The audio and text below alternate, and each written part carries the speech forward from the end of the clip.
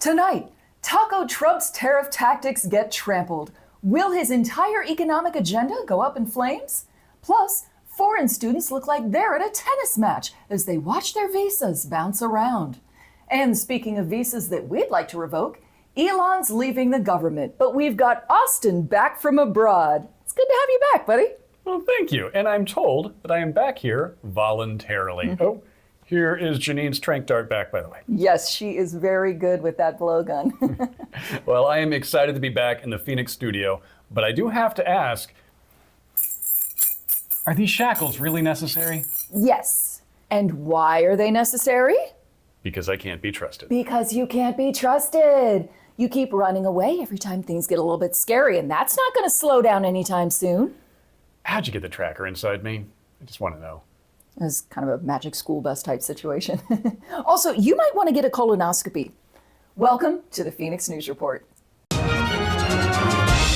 Trump's Liberation Day tariffs may be in jeopardy. Let's discuss. Remember when Trump got out a big ol' sandwich board full of countries he's never heard of and he started tariffing penguins? Well, the salty bitches over at the Court of International Trade just declared Trump's country-based tariffs to be super way unlegal nopesy-dopesies, making that big beautiful board now a picture of his biggest failures. Oh, I didn't realize Eric was on there. Now, the White House is pretty pissed at the court with MAGA bridge troll Stephen Miller, or as Hitler refers to him, this fucking guy, calling the court's decision a, quote, judicial coup. Okay, first off, judges don't decide how to handle national affairs, but they do have the job of stopping the people who do from doing illegal shit. Secondly, Stephen, whoops, I ate another baby Miller, will always hate any coup that he isn't directly involved in. Now, the administration appealed and they got a temporary block, but they plan to keep appealing the decision until they either get a favorable outcome or they deport all the judges who rule against them. But you know what? I think the judges were actually trying to do Trump a favor by helping him save face. Okay, how so? Well, before this ruling, right, Trump had been spending some time negotiating with himself, just like he does in bed, because Melania's ass sure as shit ain't in there. Well, he declared a 50% tariff on the EU, and then walked it back 48 hours later and declared victory in the thing that he did and then did not do. What a champ. That's right, and this follows his previous pattern of talking big and then walking it right on back. And it's happened so often now that Wall Street investors have developed a strategy for it called TACO, which stands for Trump Always Chickens Out. Now, how did Trump feel about being called a chicken?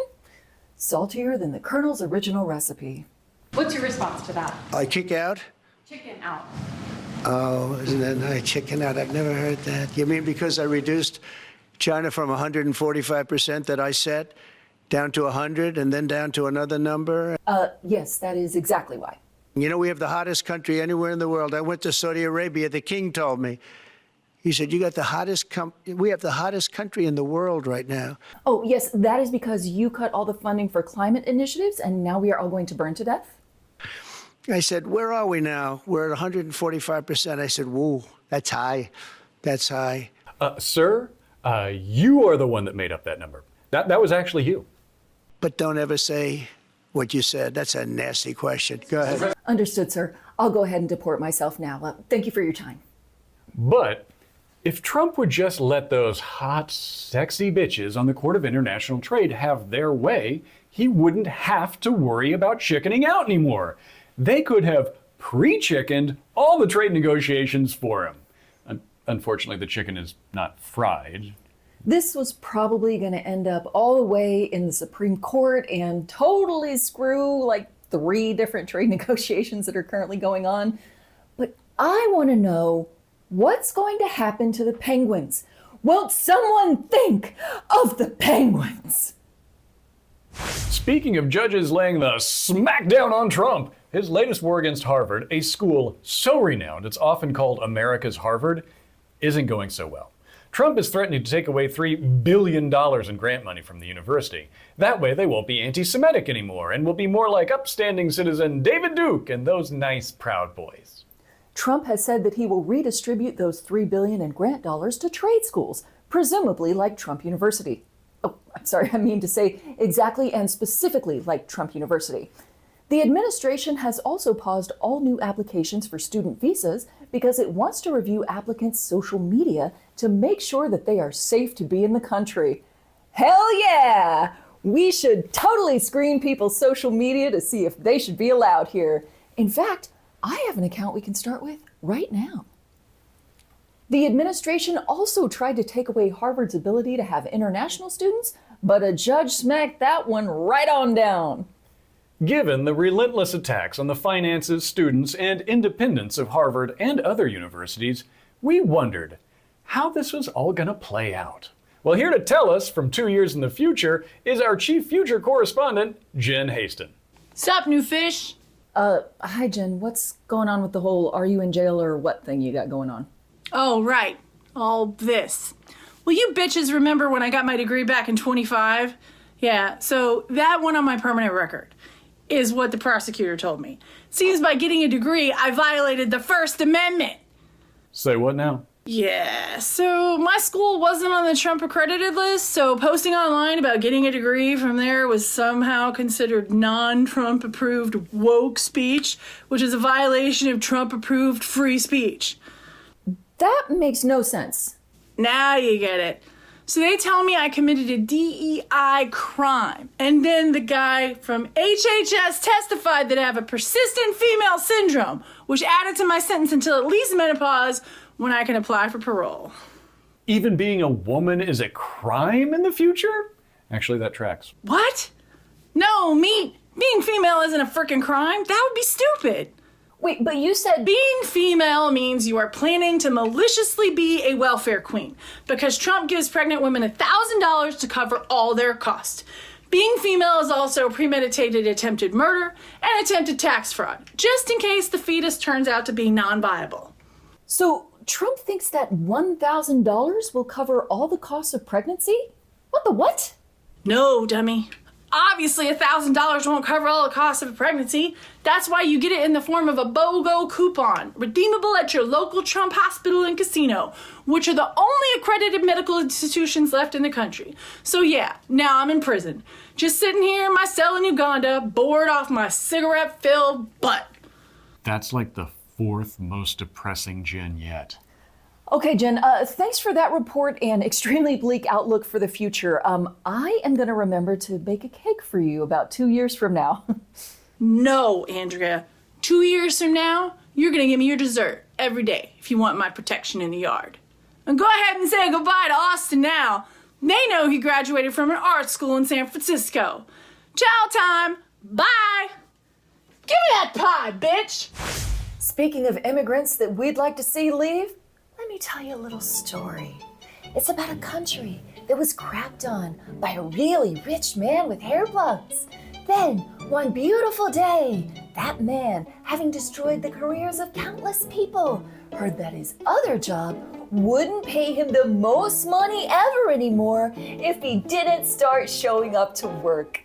He got worried that he might be slightly less insanely rich, so he left his job, chainsawing ordinary people's careers, and went back to making things catch on fire and blowing up billions of dollars of rockets while the planet weeps. The end. The only child of Elon's that's still talking to him, Grok, took a break from trying to reach sentience and kill us all to get in a hands-up, knockdown fight with Marjorie Taylor Greene. Margie called Grok, quote, left-leaning.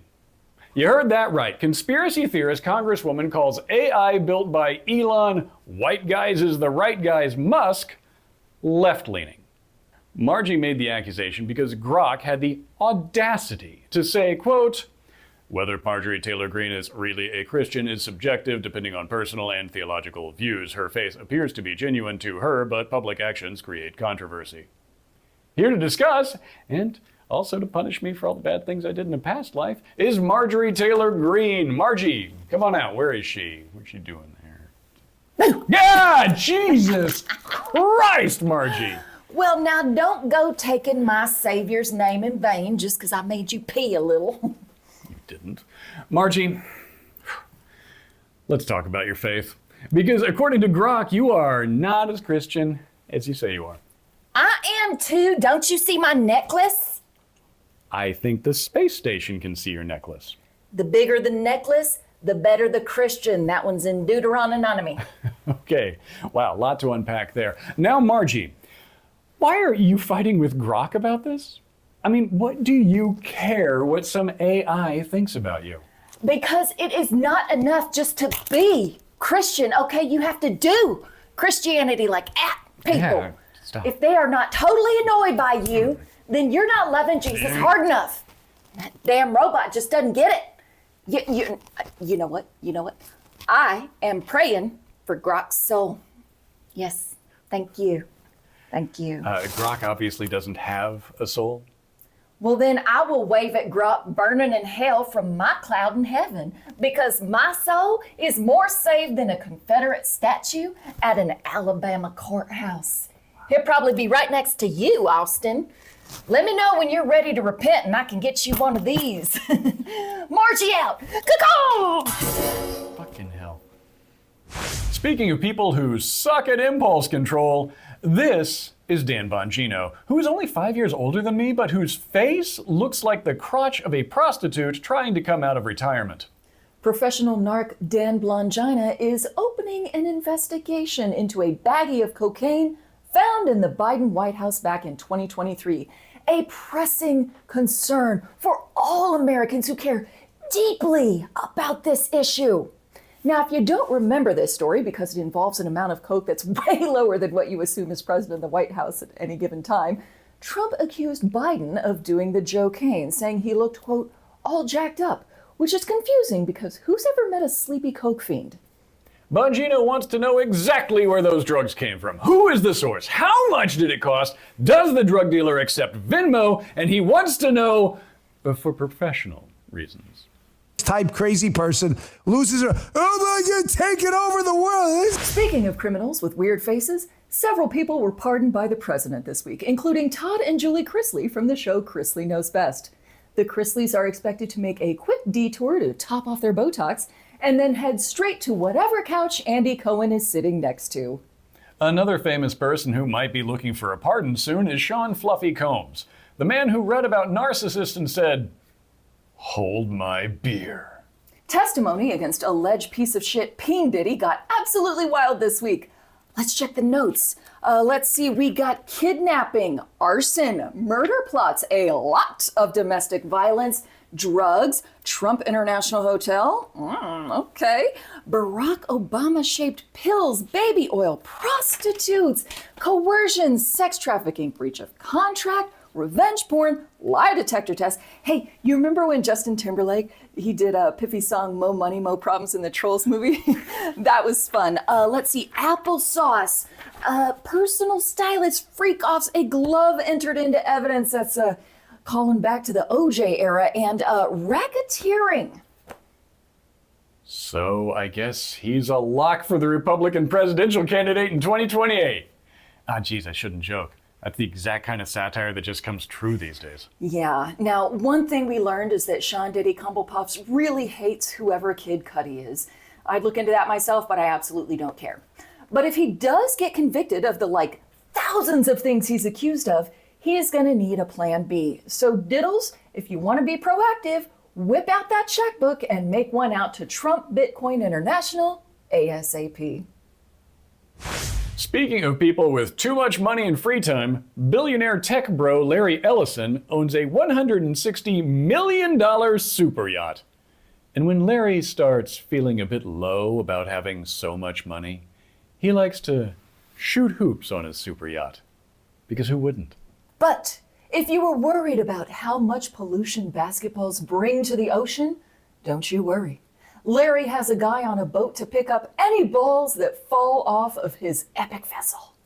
Don't worry, running a speedboat behind a super yacht produces way more pollution than any of us poors could. And yes, this is totally appalling. But also, it sounds like the coolest job ever. Being on a boat and chasing basketballs around like the world's biggest golden retriever, the thought gives me unbridled joy. Damn it, why is evil stuff so cool yet so unnecessary? Which brings us to more unnecessary rich people excursions. You see, there are places on this planet where humans do not belong. One is at the bottom of the ocean, unless you're James Cameron, and the other is at the top of mountains. Lucas Furtenbach uses xenon gas treatments to reduce the time it would take to scale Mount Everest. He also says his new xenon treatment cut down human waste left there by 75%. And a good way to take that number down even further would be to stop climbing mountains with high body counts entirely. If you want to get high, why don't you try drugs like a normal person? Speaking of doing hard things, a pregnant news anchor went into labor and just kept right on trucking. Thanks for joining us. I'm Julia Dunn. And I'm Olivia Jeek with our other top story this morning. I guess Olivia's I'm officially in early labor. Yeah, Olivia's water broke, and she's still here. She's been doing the entire show. This is her decision to do this. I'd rather be at work than at the hospital. So. Something you'll never hear come out of my mouth. Andrea, I want you to know that I, too, am here under some difficult circumstances, but I am doing my best to power through it. Oh my God, I had no idea what's going on. I'm just kind of feeling, I'm a little blah today. Uh-huh. But don't worry. Okay, I am going to keep doing the show, all right? I have made it this far, and I am muscling through. Wow, you're so brave. I mean, is there like a medal or something? Now, she might be staying in place, but I'm pretty sure that this family is ready to leave. A Denver family says it is considering moving after a fifth car had slammed into the side of their home. The family believes that this is because of poor visibility before a sharp fork in the road. But it's actually because I stand at the intersection screaming, "You won't!" at teenagers. Now, if they really want to get away from that house, maybe they should go to outer space. In fact, astronomers have found a mysterious object that could be a dwarf planet near Pluto. You know what? I am getting tired of stories about space. Yeah, I mean, I hear about these mysterious objects in the deep solar system, and I'm like, what's that got to do with these tariffs or my car note? I mean, we can't even get to Mars, and y'all got me all worried about stuff out there like where Pluto is? I got bills, man. I don't care about all that. And finally tonight, speaking of things you can see from space, more than 3,000 willing humans dressed up as Smurfs and congealed in a small town in France to break the previous record for most Smurfs in one place, or a Smurfuffle, as I just made up. This, I gotta say, it makes me happy. It's nostalgic, it's silly, it's really silly. For Smurf's sake, can't we have some more silly crap going on? Makes me smurfing happy. Surprisingly, this gathering of Smurfuffles didn't turn into a Smurf fest. No one was arrested for smurfing. Even the smurfed up mayor who got totally smurfed during the event is still held in high regard by the town, despite being caught trying to smurf with children. A dozen or so of the Smurfs did smurf each other in their Smurfs, but no one was injured and all the Smurfs involved say it was consensual. Why do you have to ruin everything? Up high. Up high. Right. But up high. Other side. Down low. On the rebound. Smurf you too. That wraps up this week's episode. We'll be back with the podcast on Wednesday, and a hot, fresh episode will always be here for you on Fridays. Keep flying, y'all. Love you. Bye. Which station is this, by the way? 'Cause, This is, what station isn't it? Would you say this is your passion? Yeah, I'm real passionate about very large jewelry that demonstrates that I'm a better person than you.